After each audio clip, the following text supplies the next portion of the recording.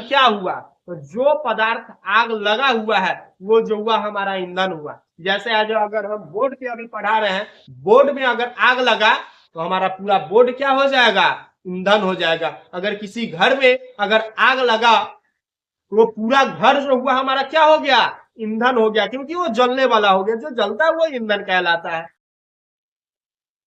Hello दोस्तों, आपका अपना यूट्यूब चैनल सरस्वती एजुकेशन पे स्वागत है। जैसा कि इससे पहले जो है हम class 8 new NCERT book science का जो है चैप्टर 3 समाप्त कर चुके थे।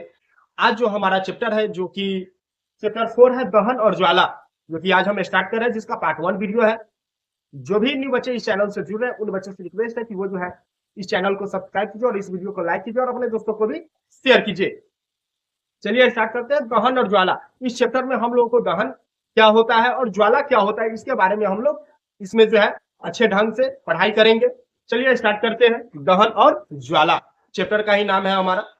समझिए, हम घर पर, उद्योगों में और वाहनों को चलाने के लिए विभिन्न प्रकार के ईंधनों का उपयोग विविध प्रयोजन के लिए करते हैं। सही बात है।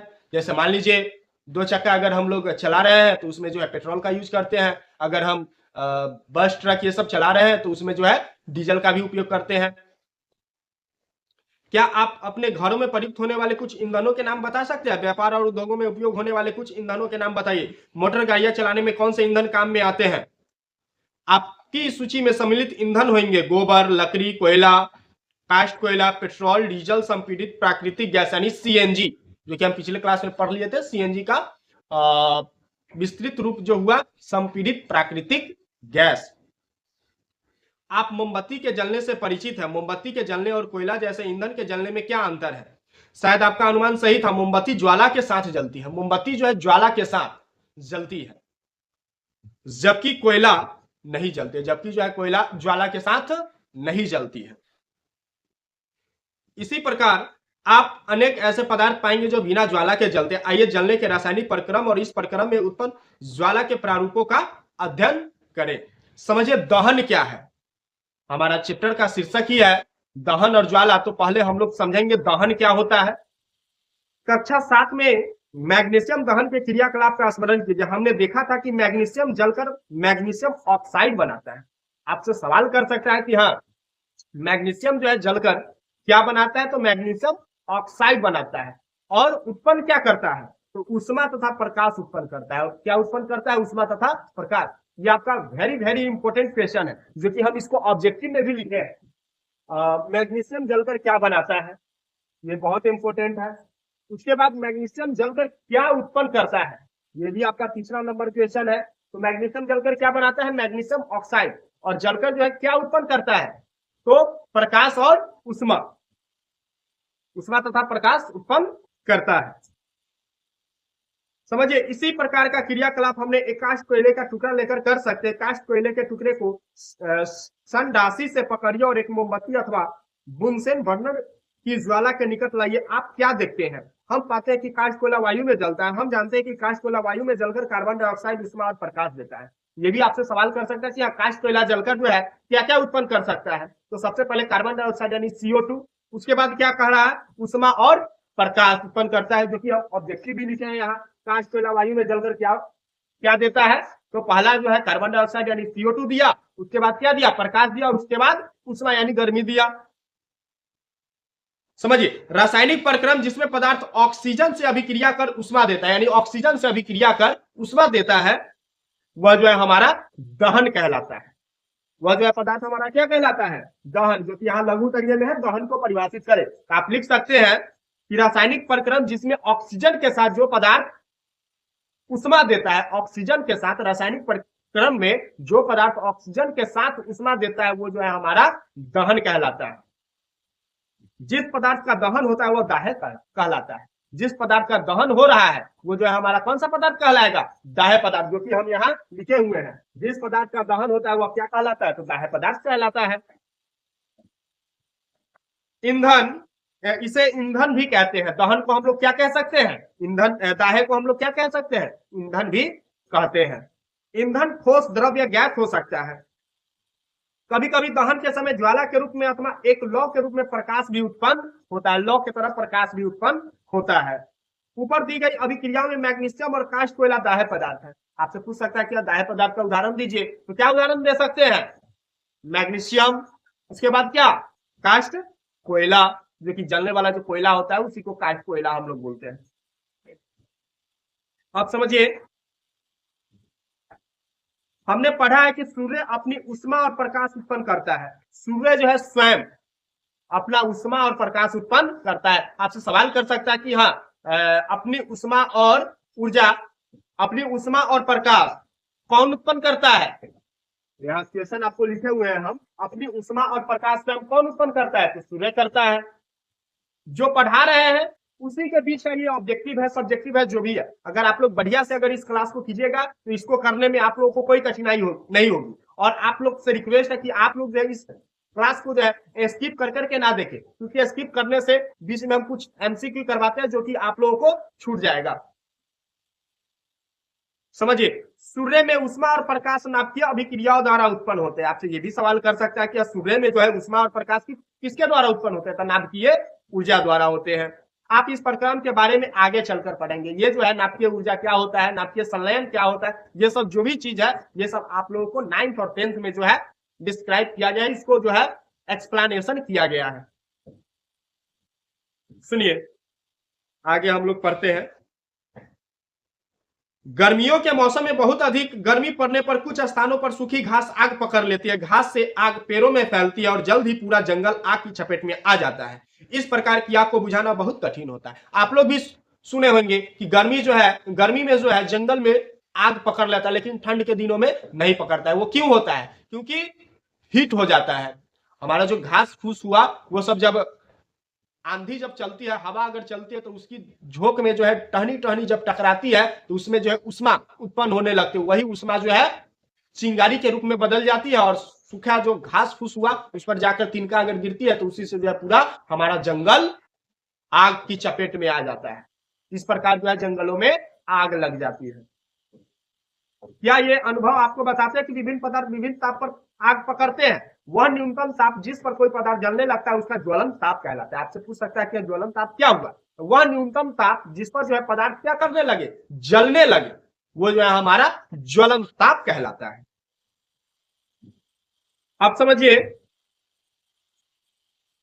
माचिस की कहानी तो आप लोग शुरू से ही पढ़ते आ रहे हैं, तो उसको भी हम पढ़ा ही देते हैं। चलिए, माचिस का इतिहास बहुत पुराना है। 5000 से अधिक वर्ष पूर्व प्राचीन मिस्र में गंधक में डूबे गए चीड़ की लकड़ी के छोटे टुकड़े माचिस की तरह उपयोग किए जाते थे। आधुनिक निरापद माचिस का विकास लगभग 200 वर्ष पूर्व हुआ था। एंटीमनी, ट्राइसल्फाइड पोटेशियम क्लोरेट और श्वेत फास्फोरस का मिश्रण कुछ गोंद और स्टार्च के साथ मिलाकर उचित लकड़ी से बनी माचिस की तिल्ली के सिरे पर लगाया जाता था। जब इसे किसी खुरदरी सतह से रगड़ा जाता था तो घर्षण की उष्मा के कारण श्वेत फास्फोरस प्रज्वलित हो उठता था। इससे माचिस की तिल्ली का दहन प्रारंभ हो जाता था। परंतु श्वेत फास्फोरस माचिस उद्योग में काम करने वाले और माचिसों का उपयोग करने वाले दोनों के लिए खतरनाक सिद्ध हुआ। आज के निरापद माचिस के लिए सिरे पर केवल एंटीमनी, ट्राइसल्फाइड और पोटेशियम क्लोरेट लगा रहता है। रगड़ने वाली सतह पर चूर्णित कांच और थोड़ा सा लाल फास्फोरस लगाते हैं जो कम खतरनाक होता है। पहले जो था, ये हम कहानी हम बतला देते हैं क्या है माचिस का कहानी। पहले जो था माचिस बना था शुरू में, तो वो जो है सफेद फास्फोरस द्वारा निर्मित हुआ था, जो कि कभी भी थोड़ा भी हीट होता था अपने माचिस जल उठता था। पॉकेट में भी रखे हुए हैं, ज्यादा गर्मी हीट हुआ पॉकेट में ही क्या हो जाती थी, आग लग जाती थी, जो कि ये बहुत खतरनाक सिद्ध होती थी।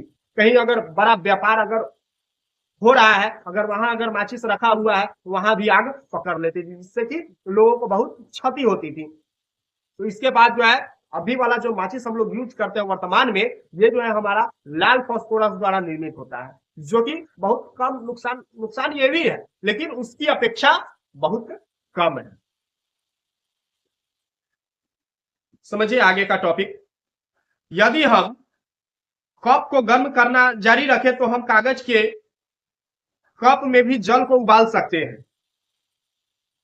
क्या आप इस परिघटना का कोई स्पष्टीकरण सोच सकते हैं? आप लोग जब बचपन में जो है क्या उसको बोलते हैं, कटोरी जो है कागज का बनाकर, कूट वाला बनाकर उसमें पानी रखकर आप लोग पानी को गर्म किए होंगे। इसका रीजन क्या है आप लोग जो हमें कमेंट करके बताएंगे, और अगर समझ में नहीं आए तो हमें जो है कमेंट करके बोलेंगे, तो हम जो है उसका निदान भी बतलाएंगे कि हाँ कैसे इसका हम लोग मतलब क्यों वो जो है कागज की कटोरी में भी पानी क्यों गर्म हो जा रहा है, उसका हम कारण भी बतला देंगे।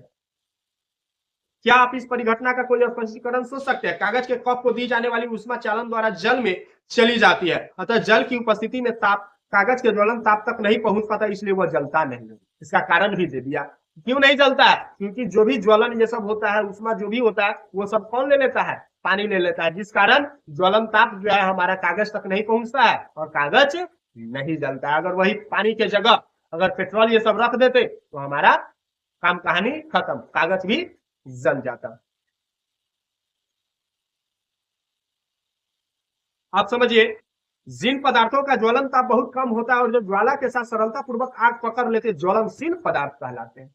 मतलब जो जल्दी आग पकड़ ले, जिसका ज्वलन ताप बहुत कम हो, वो जो है हमारा ज्वलनशील पदार्थ कहलाता है। जैसे यहां बोला गया, ज्वलनशील पदार्थ के उदाहरण पेट्रोल, अल्कोहल, द्रवित पेट्रोलियम गैस यानी एलपीजी आदि। क्या आप कुछ और ज्वलनशील पदार्थों की सूची बना सकते हैं? ये सब जो है बहुत जल्दी जल जाते हैं। अगर पेट्रोल अगर हम कहीं छीट दे और थोड़ा अगर माचिस का तिल्ली अगर उस पर डाल दे तो पूरा जला देगा, लेकिन अगर हम लकड़ी का गट्ठा लाए और उस पर जो है माचिस जलाए, क्या वो जलेगा? वो हमारा ज्वलनशील पदार्थ नहीं है। लेकिन पेट्रोल अगर उस पर अगर छीट दे तब वो जल्द जल जाएगा। क्यों जल जाएगा? क्योंकि इसका ज्वलन ताप बहुत कम है। अब समझिए, हम आग पर नियंत्रण कैसे पाते हैं। आपने घरों, दुकानों और कारखानों में आग लगते देखा या सुना होगा। यदि आपने इस प्रकार की कोई दुर्घटना देखी है तो उसका संक्षिप्त विवरण अपनी नोटबुक में लिखिए। यह अनुभव अपने कक्षा के साथियों के साथ भी बांटिए। अपने क्षेत्र की अग्नि सेवा के टेलीफोन नंबर का पता लगे। यदि आपके पड़ोसी के घर में आग लग जाए तो सबसे पहले अग्नि शमन सेवा को सूचित करिए, यानी दमकल वाले जो होते हैं, फायर ब्रिगेड, उनको जो है सूचित कीजिए। समझिए, क्या आपके शहर नगर में फायर ब्रिगेड स्टेशन है? जब फायर ब्रिगेड आती है तो वह क्या करती है? वह आग पर जल डालती है। कोई भी अगर फायर ब्रिगेड आती है, अगर आपके गांव समाज में अगर आग लगा हो तो फायर ब्रिगेड जब आती है, दमकल जब आती है, तो सबसे पहले वो क्या करती है? पानी ही न डालती है आग पे। तो जल जो है ज्वलनशील पदार्थ को ठंडा करता है। आपसे सवाल कर सकता है क्या ज्वलनशील पदार्थ को ठंडा कौन करता है? तो जल करता है, जिससे उनका ज्वलन ताप उनके ज्वलन ताप से कम हो जाता है। ऐसा करने से आग का फैलना रुक जाता है। जल वाष्प ज्वलनशील पदार्थ को घेर लेता है, जिससे वायु की आपूर्ति बंद हो जाती है और आग बुझ जाती है। कोई भी चीज में अगर आग लगा हुआ है, अगर उसमें जो है ऑक्सीजन का संपर्क अगर हम तोड़ दें, यानी वायु का संपर्क अगर हम तोड़ दें, वो जो है हमारा आग बंद हो जाएगा। समझिए, आपने पढ़ा है कि आग उत्पन्न करने के लिए 3 आवश्यकताएं होती है। यानी आग उत्पन्न होने के लिए कितना आवश्यकता है? 3 आवश्यकता है। क्या आप इन आवश्यकताओं की सूची बना सकते हैं? नहीं बना सकते तो अभी हम बतला रहे हैं। ये आवश्यकता है ईंधन, वायु यानी ऑक्सीजन आपूर्ति, और उष्मा यानी ईंधन का ताप उसके ज्वलन ताप से अधिक। ये जो हुआ हमारा तीनों हुआ। यहाँ से आपको क्वेश्चन हम किए हुए हैं, आग उत्पन्न करने के लिए कितनी आवश्यकता होती है? 3 आवश्यकता है। यहाँ लघु में भी हम किए हुए, आग उत्पन्न करने के लिए 3 आवश्यकता क्या क्या है? तो पहला है ईंधन है, दूसरा क्या है? वायु है, और तीसरा क्या है? ज्वलन ताप है। सॉरी, तीसरा जो है हमारा उष्मा है। इनमें से एक या अधिक आवश्यकताओं को हटाकर आग को नियंत्रित किया जा सकता है। हम लोग जो है अधिकतर क्या करते हैं? वायु को ही आपूर्ति बंद कर देते हैं, जिससे हमारा आग क्या हो जाता है? बंद हो जाती है, आग लगना बंद हो जाती है। आग बुझाने वाले का कार्य वायु का प्रवाह काटना या ईंधन का ताप कम करना या दोनों होते हैं। ध्यान दीजिए कि अधिकांश स्थितियों में ईंधन को हटाया नहीं जा सकता। उदाहरण के लिए यदि किसी भवन में आग लगती है तो संपूर्ण भवन ही ईंधन होता है। मतलब अगर हम बोले ईंधन क्या हुआ, तो जो पदार्थ आग लगा हुआ है वो जो हुआ हमारा ईंधन हुआ। जैसे आज अगर हम बोर्ड पे अभी पढ़ा रहे हैं, बोर्ड में अगर आग लगा तो हमारा पूरा बोर्ड क्या हो जाएगा? ईंधन हो जाएगा। अगर किसी घर में अगर आग लगा तो वो पूरा घर जो हुआ हमारा क्या हो गया? ईंधन हो गया, क्योंकि वो जलने वाला हो गया। जो जलता है वो ईंधन कहलाता है। वो पूरा हमारा क्या हो जाएगा? ईंधन हो जाएगा। तो क्या हम ईंधन को साइड कर सकते हैं? घर को साइड कर सकते हैं? नहीं कर सकते। तो उस सिचुएशन में हम क्या कर सकते हैं? उष्मा को कम कर सकते हैं, और नहीं तो वायु के संपर्क को कम कर सकते हैं, जिससे कि हमारा आग का नियंत्रण हो पाएगा। चलिए, इसका कुछ ऑब्जेक्टिव है, सब्जेक्टिव है, थोड़ा देख लेते हैं। मोमबत्ती किसके साथ जलती है? तो ज्वाला के साथ। अभी जस्ट हम लोग पढ़े हैं। मैग्नीशियम जलकर क्या बनाता है? तो मैग्नीशियम ऑक्साइड बनाता है। मैग्नीशियम जलकर क्या उत्पन्न करता है? तो ऊष्मा और प्रकाश उत्पन्न करता है। काष्ठ कोयला वायु में जलकर क्या बनाता है? क्या क्या बनाता है? तो काष्ठ कोयला जो वायु में जलकर पहला जो है कार्बन डाइऑक्साइड, दूसरा जो है ऊष्मा और तीसरा जो है प्रकाश। जिस पदार्थ का दहन होता है वह क्या कहलाता है? तो जिस पदार्थ का दहन होता है वो जो है हमारा क्या कहलाता है?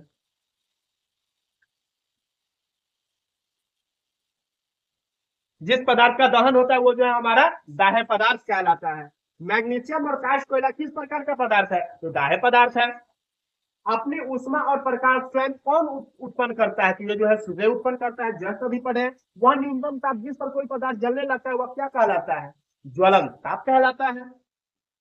आग उत्पन्न ज्वलनशील पदार्थों को कौन ठंडा करता है? तो जल ठंडा करता है। आग उत्पन्न करने के लिए कितनी आवश्यकता होती है? 3 आवश्यकता होती है। क्या क्या? पहला जो हुआ हमारा ईंधन हुआ, दूसरा जो हुआ हमारा वायु हुआ, तीसरा जो हुआ हमारा ऊष्मा हुआ। उसके बाद दहन को परिभाषित करें। ज्वलनशील पदार्थ क्या है? आग उत्पन्न करने के लिए 3 आवश्यकता क्या क्या है? ये सब जो भी क्वेश्चन है आप लोग जो है बढ़िया से इस क्वेश्चन को कीजिएगा। और ये क्लास आप लोगों को कैसा लगा आप लोग जो है हमें कमेंट करके बतलाइएगा। और अगले वीडियो को देखने के लिए जो है हमारे चैनल पे जुड़े रहें और इस वीडियो को जो है ज्यादा से ज्यादा लोगों को शेयर कीजिए, ताकि उन लोगों को भी जो है क्लास 8 जो इस बार उनका मतलब लास्ट क्या उसको बोलते हैं, जो 9th में जाने वाले हैं, उन बच्चों को भी फायदा होगा। और जो इस बार 8 में जाने वाले हैं उनको भी ये क्लास बहुत ही अच्छा लगेगा। आप लोग जो है उनको भी इस क्लास को जो है शेयर कीजिए और हमारे चैनल पे बने रहिए। Thank you.